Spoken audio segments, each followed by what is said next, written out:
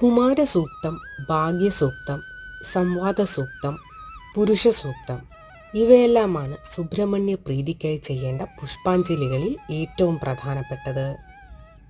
അഷ്ടോത്തര ശതനാമാവലി, സഹസ്രനാമം ഇവ രണ്ടും കൊണ്ട് പുഷ്പാഞ്ജലി ചെയ്താൽ വേഗത്തിൽ ഫലമുണ്ടാകും എന്നാണ് വിശ്വാസം. കുമാരസൂക്തം ഇഷ്ടകാര്യ സിദ്ധിക്കാണ് ചെയ്യേണ്ടത്. ഭാഗ്യസൂക്തം ഭാഗ്യം തെളിയുന്നതിന്, പുരുഷസൂക്തം ഐശ്വര്യത്തിന്, സംവാദസൂക്തം ഐക്യത്തിന്, രോഗശമന മന്ത്രം രോഗശാന്തിക്ക്, യോഗക്ഷേമ സൂക്തം കർമ്മഭാഗ്യത്തിനും ഉത്തമമാണ്.